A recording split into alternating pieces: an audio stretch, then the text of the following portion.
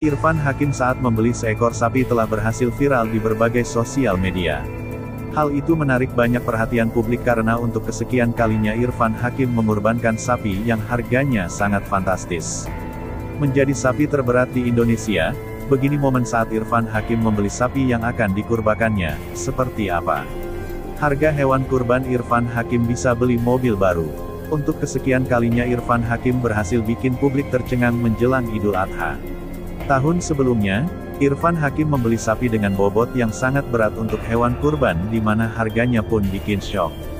Di tahun ini, Irfan Hakim melakukan hal yang sama, bahkan lebih mahal dari hewan kurban sebelumnya.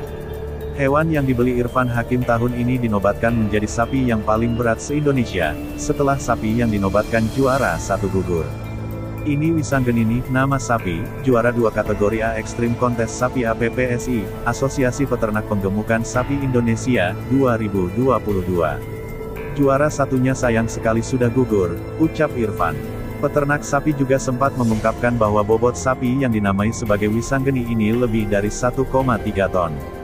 Mengenai harganya, sapi itu sempat dijual dengan harga 200 juta rupiah. Jadi terus terang harganya sudah di atas 200 juta rupiah pungkas Hermawan kepada Irfan Hakim. Harga sapi 200 juta rupiah itu bisa membeli mobil baru yang sudah sangat mewah. Meski demikian, Irfan Hakim memilih untuk kurban di Idul Adha. Irfan Hakim minta publik untuk tidak melihat jumlah bobot dan harga sapinya, melainkan menginspirasi untuk memberi yang terbaik. Ketika namanya semakin menarik perhatian publik, Irfan Hakim pun memberikan pesan kepada publik supaya tidak melihat dari jumlah bobot dan harga dari hewan yang dikurbankan, melainkan melakukan yang terbaik.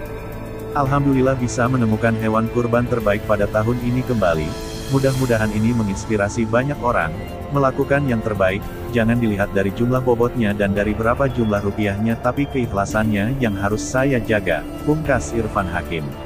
Sementara itu, Idul Adha di tahun 2022 jatuh pada tanggal 9 Juli malam hingga tanggal 10 Juli malam.